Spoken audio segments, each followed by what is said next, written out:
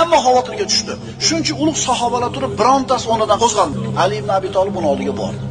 Amr otning ustida turgan edi. Ali roziyallohu anhu Amrning qarshisiga kelib, Amr aytdiki: "Ey, sen Abu Talibning o'g'limisan? Sen meni birodarim o'g'li ekansan. Ortingga qayt. Sendan yoshi ulug'roqlar jo'nat. Amakilaring bo'lsa kerak atrofingda" dedi. Ali aytdi: "Ey Amr, menga yetib kelishicha, agar senga Qurayshdan bo'lgan birorta odam ikkita ishdan bittasini taklif qilsa, bittasini tanlarkansan. Ha? Men senga ikkita narsani taklif qilaman. Birinchisi, men seni islomga chaqiraman. Allohdan o'zga iloh yo'q, Muhammad uning rasuli deb guvohlik berasan." Amr aytdi: "Bu narsani menga kerak yo'q." Ikkinchi taklifing nima? Ikkinchisi an-nizal. Men bilan urushdi. "Ey birodarimning o'g'li, ortingga qayt. Men seni o'ldirishingni xohlamayman." Ali aytdi: "Ammo men vallohi seni o'ldirishingni xohlayman." Mana endi jang boshlandi. Ali roziyallohu anhu qatnashgan 3-jang bor yo'q.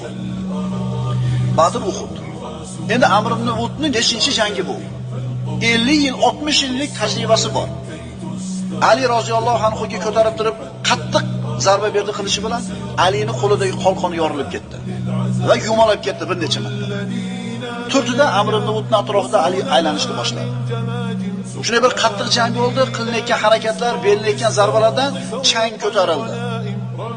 1 soat yaqin yerda jang qildi, changda orasida nima bo'layotgani ko'rilmas edi.